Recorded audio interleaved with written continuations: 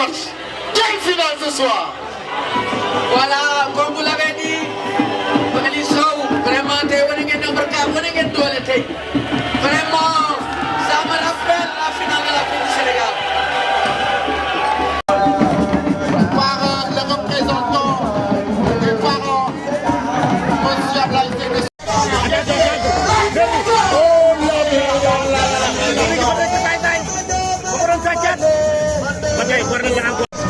Kon waa Xatal ñoom corner bu intéressant ah attention corner bi daw na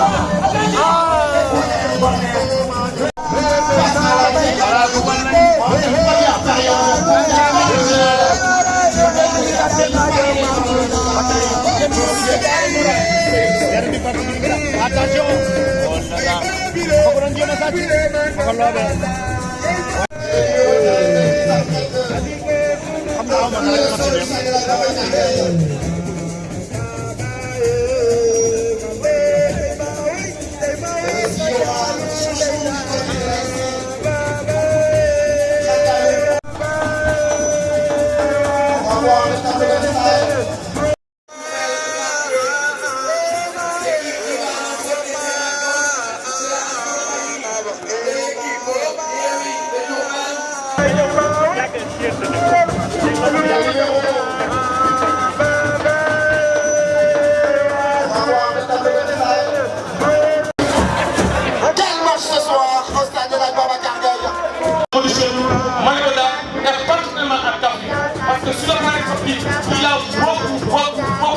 Bravo à cet homme-là.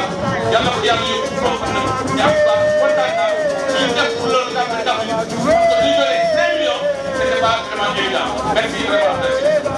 Merci monsieur Ndiaye. Entre ces deux formations. Amady Diop demandé ñu may gërëm la sax. Tiro bi. Voilà Papa yi la tiro bi njëkk baa ngi doon andi. Séance.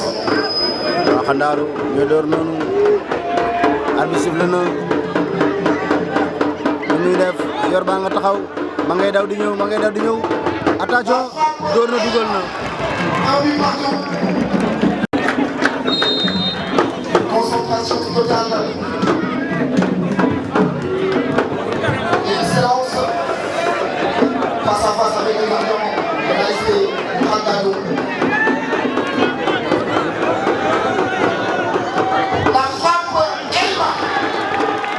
Jamono Birkelane dugal na deuxième tiram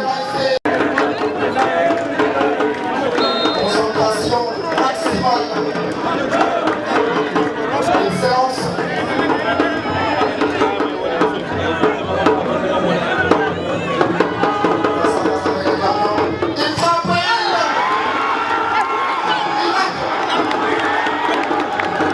du 30 au 14 septembre. Jamono mi ngi noonu ci troisième tir bi ni muy def raté na moom itam Jamono itam raté na Xandaaru raté na benn Jamono raté benn waaye ba léegi Jamono waaw dugalagum 2 Xandaaru dugal 1 bu Xandaaru dugalee day toll ak moom mi ngi door ci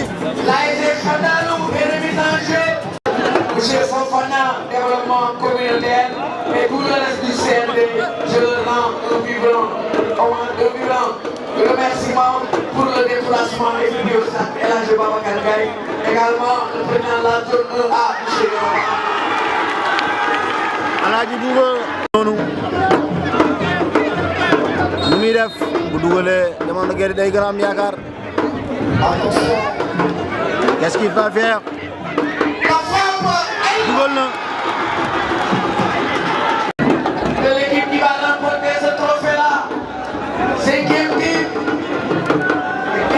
Car celui qui va remporter ce tir-là, ça va. Xandaaru mooy door noonu bu ratee match bi jeex na bu dugalee nag day égaliser waaye teg dooraat nu muy def dugal na Xandaaru dugal na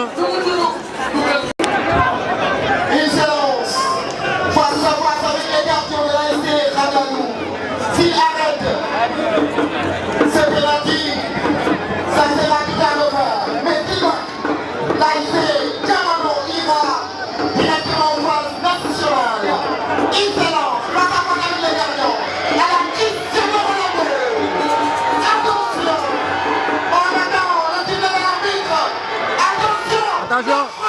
dugal na jamono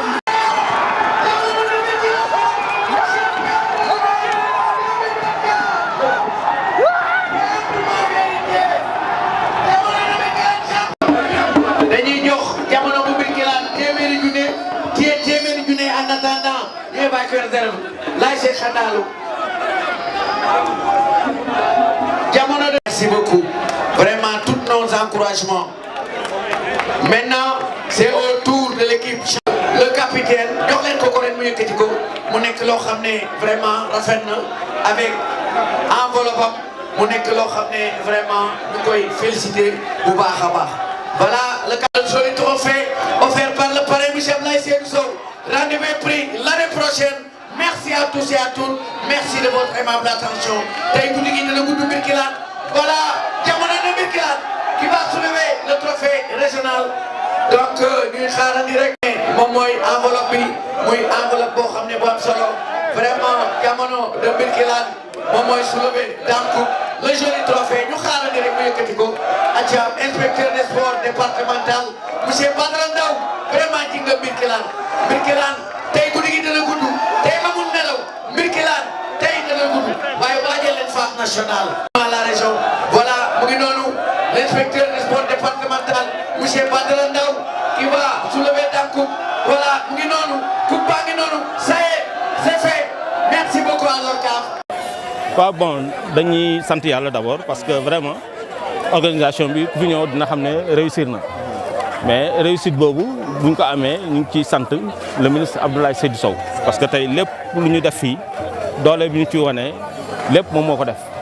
il a accordé à l'ORCAV 5 millions pour accompagner ko ci phase régionale yi donc su nekkuloon moom vraiment dina nekk problème bu rëy si ñun quoi ñu ngi koy gërëm bu baax di ko sant di gërëm le gouverneur bi nga xam ne nii moom moo nekk le patron de l'exécutif régional jàppale ñu accompagner ñu ba ñu mën a yegg si fii donc ñu ngi sant tous les acteurs du mouvement navétane les présidents d'ASC les présidents de zone ak président ODCAV yeeg ñëpp ñu nga xam ne ni ñu ngi yëngut ci navétane bi di gërëm aussi journalistes yi nga xam ne nii ñooy fësal li nga xam ne ni ñu ngi koy def ñu leen di remercier bu baax a baax.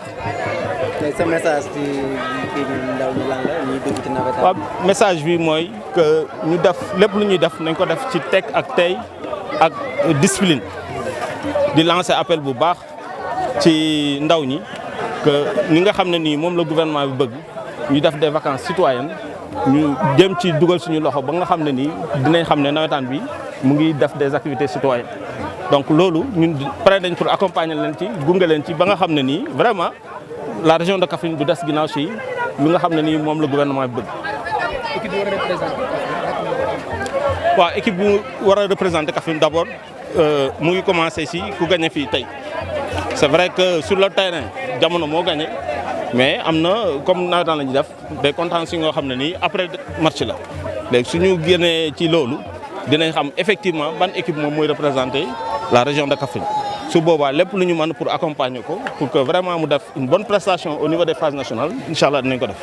est-ce que pare ngeen pour accompagner presse bi am ku leen fa teewal Kaffrine bu dee benn bon presse bi bon loolu moom affaire presse la presse c'est autonome ñun benn affaire la so phase nationale dafa am ay réalité ONCAV mooy organisé moom mooy ut ay presse am léegi presse bi nga xam ne nii bëgg na dem ci phase nationale yi dañuy woo le président de l'ONCAV parce que moom mooy organisé moom mooy accrédité presse bi su ko defee mu xam ndax mën nga leen invité wala mënu leen invité mais ñun au niveau de l'ONCAV amuñu prérogative boobu c'est ça. indi ay innovation ci li nga xam ne moom mooy teew ci stade bi may nuyu Omar Sénégal nuyu ñoom Jibi maa ngi boobu mu bàyyi leen ko kooku mooy Aliou Tyson merci maire yi jaajëf merci de Mabo va représenter en catégorie cadette la région de Kaffrine et fait partie des 24 équipes qualifiées aux phases nationales. Merci beaucoup vraiment tous nos encouragements maintenant c'est au tour de l'équipe le capitaine jox leen ko ren mu yëkkati ko mu nekk loo xam ne vraiment rafet na avec enveloppe am mu nekk loo xam ne vraiment ñu koy féliciter bu baax a baax. Voilà le joli trophée offert par le parrain Michel Abdoulaye Seydou Sow. Rendez-vous est pris l'année prochaine. merci à tous et à toutes merci de votre aimable attention tey guddi gi dina gudd Birkelane voilà jamono de Birkelane qui va soulever le trophée régional donc ñuy xaarandi rek moom mooy enveloppe bi muy enveloppe boo xam ne bu am solo vraiment jamono de Birkelane moom mooy soulever donc le joli trophée ñu xaarandi rek mu yëkkati ko aca inspecteur des sports départemental monsieur Badara Ndaw vraiment ji nga Birkelane tey guddi gi dina gudd tey amul nelaw Birkelane tey dina gudd waaye waajal leen phase nationale à la région voilà mu ngi noonu l'inspecteur des sports départemental monsieur Badara Ndaw qui va soulever donc voilà mu ngi noonu